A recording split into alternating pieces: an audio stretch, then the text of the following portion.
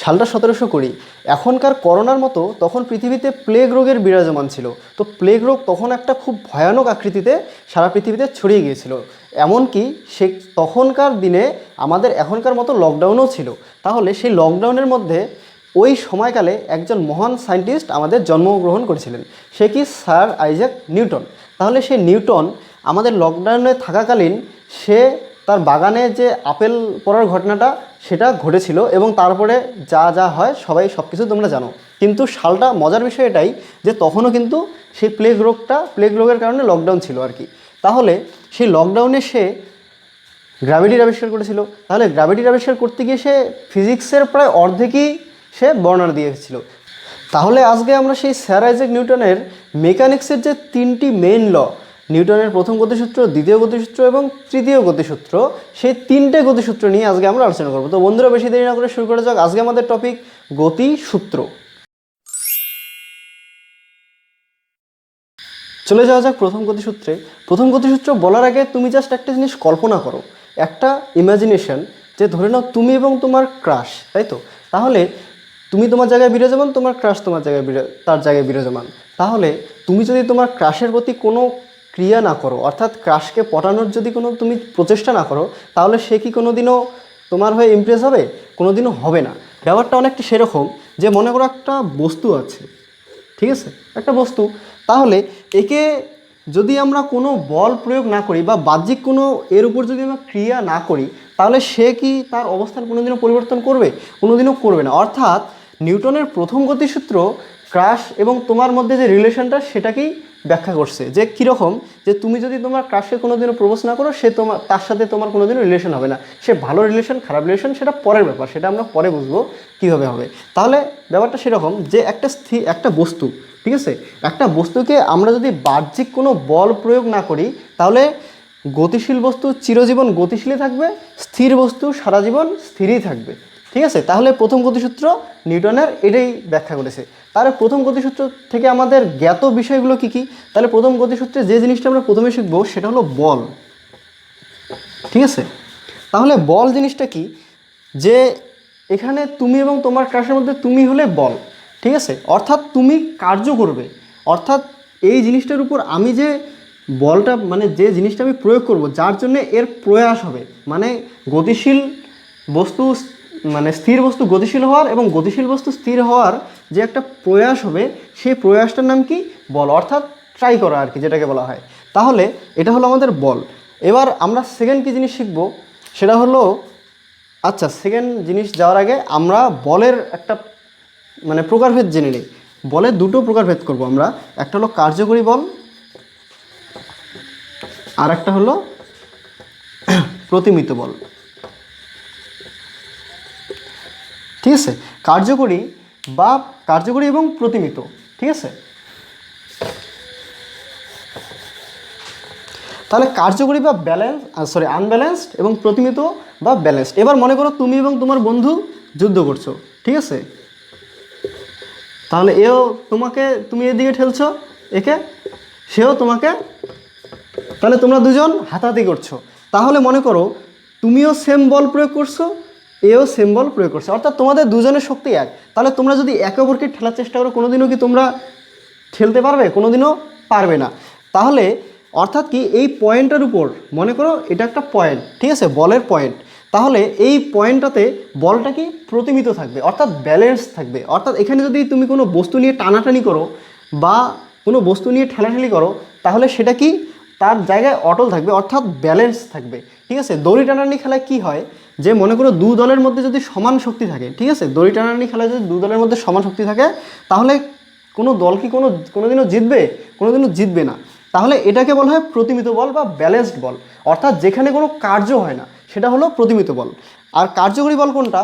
এবার মনে করো এই এ গ্রুপের শক্তি বেশি বি গ্রুপের থেকে, তাহলে এ গ্রুপ জিতবে। তাহলে কি? দড়িটা তার নিজের দিকে আসবে। এবার মনে করো মিডিল পয়েন্ট হলো এটা, তাহলে আমি পয়েন্ট অফ যদি আমি এই দড়িটার মিডিল পয়েন্টটাকে আমি ধরি বা সেটাকে আমি বস্তু হিসেবে গণ্য করি, তাহলে এই বস্তুটা ব্যালেন্স থেকে যখন আনব্যালেন্সড হবে, তখন কি একটু তার মধ্যে কি স্মরণ হবে। এবং আমাদের কার্যের সংজ্ঞা অনুযায়ী আমরা কি জানি যে কার্য কি? যখন কোনো বস্তু স্মরণ হবে তখনই সেটাকে আমরা কার্য বলবো।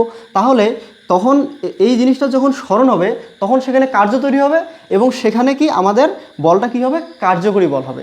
অর্থাৎ যে বলটা কাজ করতে পারে, অর্থাৎ আমি যদি একটা পাথরকে যদি আমি ঠেলি, ঠিক আছে, সেই পাথরটাকে যদি আমি নড়াতে না পারি বা এই স্থান থেকে, অর্থাৎ আমাদের নিউটনের প্রথম গতিসূত্র কি বলছে যে যে স্থির বস্তু চিরকাল স্থির থাকতে যাবে, অর্থাৎ সে কি স্থিরই থাকতে যাবে। তাহলে আমি বল প্রয়োগ করা কি, মানে তাকে আমি সরানোর চেষ্টা করতেছি বা প্রয়াস করতেছি। তাহলে এই বলটা কি, এই বলটা একসময় এমন হবে যার ফলে এই পাথরটা গড়ানো শুরু করবে। তখন কি হবে, যখনই গড়ানো শুরু করবে তখন সেটাকে বলা হবে কার্যকরী বল। এবং যতক্ষণ অবধি গড়াবে না ততক্ষণ সেটাকে আমরা কি বলবো, প্রতিমিত বল বা ব্যালেন্সড ফোর্স। ঠিক আছে, তাহলে ফার্স্ট জিনিস আমাদের শেখা হয়ে গেল।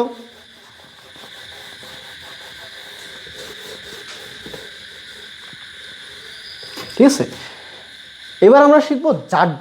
যে জাড্য ব্যাপারটা কি জিনিস, যে কোনো বস্তু, তাই তো, তার অবস্থা ধরে রাখার যে সে নিজে একটা প্রয়াস করবে। তাই তো, মনে করো একটা পাথর এ যে স্থির আছে, তাই তো, আমি যদি একে ধাক্কা দিই, সেই রকম শক্তি যদি আমার গায়ের মধ্যে না থাকে যে একে ধাক্কা দিয়ে আমি সরাতে পারি, তাহলে কি সে কিন্তু স্থির থাকবে। অর্থাৎ কি, সে নিজের একটা পজিশন ধরে রাখার আপ্রাণ চেষ্টা করছে। যে চেষ্টাটাকে আমি কি আমার নিজের বল প্রয়োগ করে সেটাকে আমি নড়ালাম, তাই তো, তাহলে সেই জিনিসটা কি হবে, জাড্য। ঠিক আছে, অর্থাৎ যে ধর্মের জন্যে বস্তু তার নিজের অবস্থাকে সেম রাখতে চায়, অর্থাৎ একই রাখতে চায়, তাকে বলা হয় জাড্য। তাহলে জাড্য কয় প্রকার, জাড্য হলো দুই প্রকার, এক হলো গতিজাড্য আর একটা হলো স্থিতিজাড্য। জাড্য যদি ক্রাস দিয়ে বলি কেমন, যদি তোমার ক্রাস থাকে সে কোনোদিনও তোমার হয়ে কিন্তু ডাইরেক্ট সে নিজের থেকে কিন্তু কোনোদিনও ইমপ্রেস হবে না, তোমাকে তাকে ইমপ্রেস করতে হবে।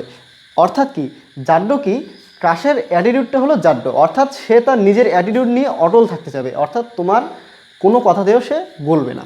ব্যাপারটা অনেকটা সেরকম। তাহলে দুই প্রকার জাড্য আমরা আলোচনা করিনি, গতিজাড্য এবং স্থিতিজাড্য। তাহলে গতিজাড্যটা কি, যে একটা গতিশীল বস্তু, ঠিক আছে, একটা গতিশীল বস্তু কি, তার গতিশীল অবস্থাটাকে সে ধরে রাখতে চাইবে। নিউটনের প্রথম গতিসূত্র অনুযায়ী কি, যে গতিশীল বস্তু চিরকাল গতিশীলই থাকতে যাবে।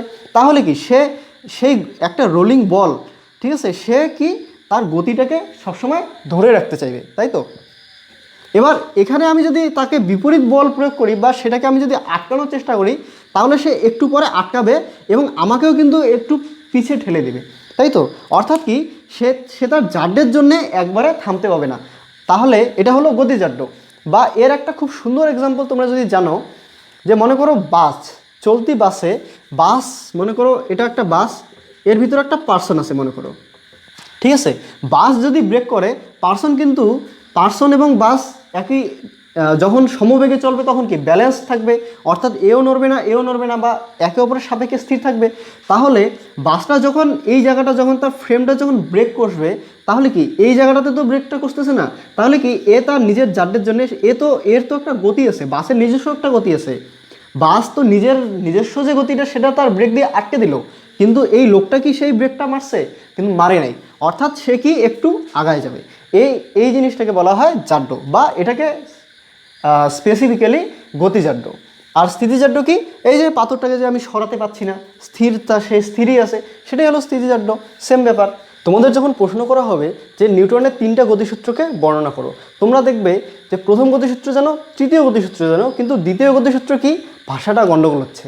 আরে ভাষা কেন গণ্ডগোল হয়, যখন তোমার মধ্যে কনসেপ্টের অভাব থাকবে তখনই ভাষা গণ্ডগোল হবে। যখন তোমার মধ্যে কনসেপ্ট ঠিক থাকবে তখন তুমি কি সেটাকে তুমি নিজের ভাষায়ও লিখতে পারবে, তাই তো। তাহলে এবার দ্বিতীয় গতিসূত্র যে আছে এটাকে আমরা এমনভাবে শিখব যাতে সারা জীবনের জন্য সেটা মনের মধ্যে গেঁথে যায়। তাহলে কি হবে, এবার মনে করো বল, তাই তো, এবার সব কিছু ভুলে যাও, ঠিক আছে। বলের ইংরেজি কি, ফোর্স, তাই তো। তাহলে ফোর্স, একটা বলকে আমরা ধরে নিলাম প্রথমে, তাহলে বল একটা কি, আমি বলটাকে এফ ধরলাম, ঠিক আছে, এফ একটা বল আছে। তাহলে এই বলটাকে আমরা কার উপর প্রয়োগ করব, একটা নিশ্চয়ই একটা বস্তুর উপর। তাহলে একটা কি, এম ভরের একটা বস্তু, অর্থাৎ বস্তুটার ভর কত, এম, ঠিক আছে। তাহলে আমরা এখানে এম লিখি, ঠিক আছে। এবার মনে করো আমি যখন এই বস্তুটাকে ধাক্কা দেব, অর্থাৎ বল প্রয়োগ করব, আমি এখানে কি করলাম, এফ বল প্রয়োগ করলাম, ঠিক আছে। এফ বল প্রয়োগ করার জন্যে বস্তুটির গতি আসা আরম্ভ হলো, ঠিক আছে, এবং সেই গতিটা কি ক্রমবর্ধমান, ঠিক আছে। তাহলে এবার মনে করো প্রথমে 0 গতি আছে, 0 থেকে তারপরে 1 মিনিট পরে আমার গতিটা কত আসলো, 1 মিটার পার সেকেন্ড। তাহলে দ্বিতীয়তে কত আসলো, 2 মিটার পার সেকেন্ড, ঠিক আছে। তাহলে এভাবে গতিটা বৃদ্ধি হচ্ছে, কারণ আমি কি সমানভাবে তাকে বল প্রয়োগ করছি, সমানভাবে তাকে আমি ধাক্কা দিচ্ছি। তাহলে এবার এটা হলো, এবার মনে করো এর যে গতিটা যে আছে, দেখবা গতিটা কি হয়, ক্রমবর্ধমান। এবার আমরা বলবো যে ক্রমবর্ধমান গতিকে কি বলা হয়, ত্বরণ বলা হয়, কারণ গতি যখন সময়ের সাপেক্ষে বাড়তে থাকে তখন সেটাকে কি বলবো আমরা, ত্বরণ। তাহলে আমাদের একটা কি ত্বরণ আসবে, তাহলে আমরা কি এম এর সাথে একটা ত্বরণ গুণ করে দিই, বা একটা এম এর পাশে একটা ত্বরণ আনি আমি, ঠিক আছে। তাহলে আমার এই বস্তুটার উপর বল প্রয়োগ করার জন্য কী কী আসছে, আমার এই বস্তুটার উপর এম ভরের একটা বস্তুর উপর আমি যদি এফ বল প্রয়োগ করি, তাহলে তার মধ্যে কি তৈরি হবে, একটা ত্বরণ তৈরি হবে, তাই তো। তাহলে ত্বরণ তৈরি হবে। এবার নিউটনের দ্বিতীয় গতিসূত্র কি বলছে, যে আমরা যত পরিমাণ বল প্রয়োগ করব ত্বরণের পরিমাণ তত বেশি হবে। অর্থাৎ মনে করো এফ যে আছে, অর্থাৎ কোনো বস্তুর উপর প্রযোজ্য বল, সেই বস্তুটির কি হয়, ভর এবং ত্বরণের গুণফলের সমানুপাতিক হয়। এটাই বলছে, জাস্ট কি বলছে, যে কোনো বস্তুর উপর প্রযুক্ত বল কি হয়, তার ভর এবং ত্বরণের গুণফলের সমানুপাতিক হয়। অর্থাৎ আমি যদি এই জিনিসটাকে এফ বল প্রয়োগ করি, তাহলে কি হবে, একটা এম ভরের বস্তুর উপর কি একটা এ ত্বরণ আসবে, তাই তো। তাহলে সেই ত্বরণের পরিমাণটা কি হবে, এই এফ এর সাথে কি হবে, সমানুপাতিক হবে, ঠিক আছে। অর্থাৎ এফ ভেরিজাস এম এ, বা এটাকে আমরা শর্টকাটে বা ডাইরেক্ট লিখি F equals to M A, ঠিক আছে। এবার দ্বিতীয় লাইনটা কি বলে, যে বলের অভিমুখ যেদিকে সেদিকে ত্বরণের অভিমুখও হবে। অর্থাৎ আমি যদি, এটা তো সিম্পল ব্যাপার না, আমি যদি এই পাথরটাকে বা বলটাকে যদি আমি এপাশ থেকে ধাক্কা দিই, তাহলে কি বলটা এপাশে ঘুরিয়ে যাবে, এপাশে তার ত্বরণ তৈরি হবে। অর্থাৎ কি এদের কি দুটো বল এবং কি ত্বরণের অভিমুখ কি একই থাকবে, অর্থাৎ বল এবং ত্বরণের অভিমুখ একই, ঠিক আছে। তাহলে নিউটনের দ্বিতীয় গতিসূত্র টোটালটা কি বলছে, যে আমরা কোনো এম ভরের কোনো বস্তুর উপর বল প্রয়োগ করলে সেই বলটা কি হবে, তার বস্তুর ভর এবং ত্বরণের সমানুপাতিক হবে, ঠিক আছে। এবং বলের যা দিক হবে ত্বরণেরও সেম একই দিক হবে আর কি, ঠিক আছে। তাহলে দ্বিতীয় গতিসূত্র আশা করি তোমাদের মনের মধ্যে গেঁথে গেছে। তাহলে দ্বিতীয় গতিসূত্র থেকে আমরা কি শিখতে পারবো, ঠিক আছে। দ্বিতীয় গতিসূত্র থেকে আমরা কি শিখবো, যে বলের রাশিটা আমরা জানলাম। তাহলে বলকে আমরা কি দিয়ে রিপ্রেজেন্ট করব, অ্যাক্সিলারেশন ইনটু মাস। অর্থাৎ আমি যদি মাত্রা বিশ্লেষণ করি, তাহলে এম এর মাত্রা কি, বড় এম, আর এর মাত্রা কি এল টি ইনভার্স 2, যেহেতু মিটার পার সেকেন্ড স্কোয়ার, তাই তো। অর্থাৎ সেকেন্ড মানে কি টাইম, টি এর ইনভার্স 2, অর্থাৎ টি এর পাওয়ার 2 আর কি, -2। তাহলে আমাদের ফোর্সের মাত্রা কি, এম এল টি ইনভার্স 2, ঠিক আছে। এটা আমরা জানলাম। এবার আমরা জানবো কি জানবো আমরা, বলের একক। বলের একক কি তোমরা সবাই জানো, নিউটন, তাই তো। বলের একক নিউটন। তাহলে নিউটনের সংজ্ঞাটাকে আমরা কীভাবে দেবো, যে আমরা কি জানি F equals to M A, তাই তো। তাহলে F equals to M A কে আমরা এটাকে সব কিছুকে 1 বানিয়ে দেবো, এটাকে 1 বানিয়ে দেবো, এটাকে 1 বানিয়ে দেবো। তাহলে কি এম এর একক কি, এসআইতে, এটা তো এসআই একক না। তাহলে এম এর মাস, আমি এককের চ্যাপ্টারে কিন্তু এগুলো খুব সুন্দরভাবে ব্যাখ্যা করেছিলাম। আমি বারবার বলছি, আমার পুরনো লেকচার দেখবে, কারণ কনসেপ্ট কিন্তু তৈরি হয় প্রথম দিন থেকেই। আর ফিজিক্সের ক্ষেত্রে কি, অঙ্কের ক্ষেত্রে অনেক জায়গায় লিঙ্ক থাকে, কিন্তু অনেক জায়গায় থাকেও না। অর্থাৎ তুমি যদি সেই ইন্ডিভিজুয়ালি সেই চ্যাপ্টারটা পড়ো, তুমি বুঝতে পারবে, কিন্তু ফিজিক্সের ক্ষেত্রে সেটা কোনো দিনও হবে না। অর্থাৎ তোমাকে প্রি কনসেপ্ট দরকার হবেই। সেজন্য আমি বলছি যে আমার পুরনো যে ভিডিওগুলো আছে সেগুলো সবগুলোই দেখো, আমি প্রত্যেকটা জায়গায় বা আমার চ্যানেলে গিয়ে দেখতে পারো, আমি ডেসক্রিপশনেও দিয়ে দিলাম লিঙ্ক, ঠিক আছে। তাহলে এই এম এর একক কি, মাস, তাই তো। মাসের একক কি, কেজি। আমরা কি করব, প্রত্যেকটাতে 1 পরিণত করব। তাহলে 1 কেজি, এর একক কি, মিটার পার সেকেন্ড স্কোয়ার। তাহলে আমরা এটাকেও 1 ধরবো, মিটার পার সেকেন্ড স্কোয়ার। তাহলে আমরা নিউটনের সংখ্যাটাকে কীভাবে দেবো, যে 1 কেজি কোনো ভরের উপর 1 মিটার পার সেকেন্ড স্কোয়ার ত্বরণ তৈরিতে আমাদের যে বল দরকার সেটাই 1 নিউটন, তাই তো। তাহলে কি এই এফটা কি হয়ে যাবে, তাহলে আমাদের 1 নিউটন হয়ে যাবে, 1 নিউটন হয়ে যাবে। 1 নিউটন কি, 1 কেজি গুণন 1 মিটার পার সেকেন্ড স্কোয়ার। অর্থাৎ 1 কেজি ভরের উপর 1 মিটার পার সেকেন্ড স্কোয়ার ত্বরণ তৈরি করতে যে আমাদের বল দরকার সেটাই হলো আমাদের নিউটন, 1 নিউটন। ঠিক আছে, এবার সিজিএসে তার একক কি ডাইন, তাই তো। এবার সিজিএসে আমরা প্রকাশ করব এটাকে, তাহলে F equals to M A. এবার সিজিএস একক কি, মাসের সিজিএস একক কি আমাদের গ্রাম, ঠিক আছে। আর অ্যাক্সিলারেশনের সিজিএস একক কি সেমি পার সেকেন্ড স্কোয়ার, ঠিক আছে। তাহলে 1 গ্রাম আর 1 সেমি পার সেকেন্ড স্কোয়ার। তাহলে এবার যদি আমি 1 ডাইনের সংজ্ঞা দেই, তাহলে কি 1 গ্রাম কোনো ভরের বস্তুর উপর 1 সেমি পার সেকেন্ড স্কোয়ার ত্বরণ তৈরিতে যে বল প্রয়োগ করতে হয় সেটাই হলো আমাদের 1 ডাইন। এবার ডাইন এবং নিউটনের সম্পর্ক আমরা কীভাবে বের করব, যে মনে করো আমরা কি 1 কেজি গুণন কি 1 মিটার পার সেকেন্ড স্কোয়ার, এটাকে আমরা যদি সিজিএসে পরিণত করি, কি 1 কেজি মানে কি 1000 গ্রাম, তাহলে আমরা এখানে লিখি 1000 গ্রাম। তাহলে গুণন কি 1 মিটার মানে কি 100 সেমি, তাহলে আমরা লিখি 100 সেমি পার সেকেন্ড স্কোয়ার, ঠিক আছে। তাহলে এবার মনে করো কতগুলো একক গুণ হলো আমাদের, কতগুলো 10 গুণ হলো, তাহলে 10-এর পাওয়ার 5, তাহলে কি gram into cm per second square, ঠিক আছে। তাহলে এটাকেই আমরা ডাইন বলবো। তাহলে 1 নিউটন সমান সমান কত ডাইন, 10⁵ ডাইন, অর্থাৎ এর বদলে আমরা এখানে ডাইন লিখব, ঠিক আছে। অর্থাৎ নিউটন এবং ডাইনের সম্পর্ক কি, 1 নিউটন সমান সমান 10⁵ ডাইন। তৃতীয় গতিসূত্র আলোচনা করার আগে আমি তোমাদের একটা রিকোয়েস্ট করব, যে আমার সাবস্ক্রাইবার কিন্তু এখনও অনেক কম, তো তোমরা তোমাদের বন্ধুদের মধ্যে ভিডিওটাকে অবশ্যই শেয়ার করো। আমার আরও প্রচুর পরিমাণে স্টুডেন্ট দরকার। তোমরা যত আমাকে স্টুডেন্ট দেবে আমি কিন্তু খুব ভালো ভালো ভিডিওগুলো, ভালো ভালো লেকচারগুলো তোমাদের জন্য আমি আরও খুব খেটে বানাবো, আরও প্রচুর মোটিভেশন নিয়ে বানাবো, ঠিক আছে। তো তোমাদের এটা দায়িত্ব থাকলো যে এই ভিডিওটাকে নাই করেও 100টা শেয়ার করা। আমি বেশি চাচ্ছি না, জাস্ট 100টা, ঠিক আছে। তাহলে তৃতীয় গতিসূত্র আলোচনা করার আমি একটু গান্ধীজিকে আমি একটু ক্ষমা চেয়ে নেব আগেই, কারণ গান্ধীজির আদর্শ এখানে আদর্শ দিয়ে এটা বোঝানো যাবে না। তাহলে কীরকম আদর্শ দিয়ে বোঝানো যাবে, তাহলে তোমাকে যদি কেউ চর মারে তাহলে তুমি কি তাকে সেমভাবেই একটা চর মারবা, তাই তো। কারণ তুমি গান্ধীজি নও, গান্ধীজি উনি মহান লোক ছিলেন, উনি আর একটা গা লাগিয়ে দিতেন, সেটা আলাদা ব্যাপার, আমাদের ওটা আলোচ্য বিষয় না। তাহলে তৃতীয় গতিসূত্র কী বলছে, যে an action has its equal and opposite reaction, অর্থাৎ একটা কোনো অ্যাকশন মানে একটা কোনো জিনিসের তার একটা কোনো ক্রিয়ার, তাই তো, একটা কোনো ক্রিয়ার কি থাকে, সমান ও বিপরীতমুখী প্রতিক্রিয়া থাকে, এটা তোমরা সবাই জানো। তাহলে কীরকমভাবে থাকে, মনে করো তুমি যে এই মনে করো একটা পাথর, ঠিক আছে, এই পাথরটাকে মনে করো তুমি ঠেলছো, ঠিক আছে, এই পাথরটা কিন্তু সরবে না। অর্থাৎ কেন সরবে না, তার তো সরার কথা না, আমি তো তাকে বল প্রয়োগ করতেছি, তার তো সরার কথা, কেন সরতেছে না। জাড্ডো 1 নম্বর পয়েন্ট।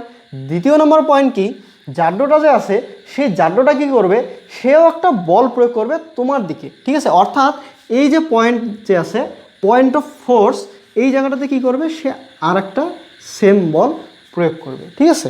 অর্থাৎ সেম বল যখন দুই দিকে প্রয়োগ করবে, আমি তোমাদেরকে প্রথমে দেখেছিলাম যে তোমরা দুইজন বন্ধু যদি যুদ্ধ করো, ঠিক আছে,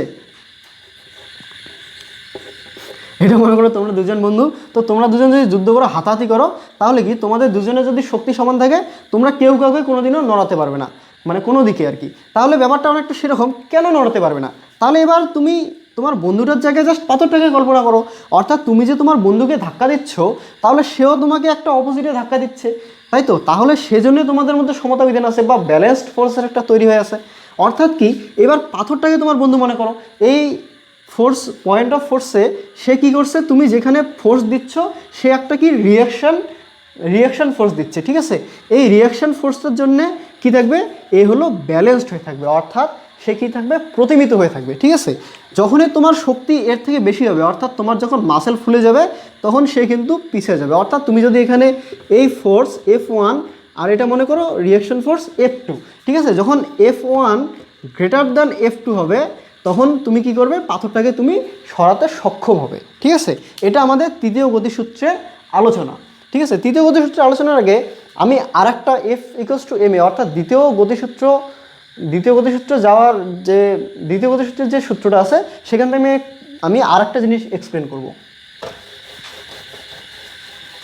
দ্বিতীয় গতিসূত্রের সূত্র আমাদের কি বলছে, যে F ইকুয়ালস টু ma, ঠিক আছে। তো এটা একটা আমাদের 3টে গতিসূত্র কিন্তু আলোচনা হয়ে গেল, এটা জাস্ট একটা এক্সট্রা জিনিস কনসেপ্টের জন্য, ঠিক আছে।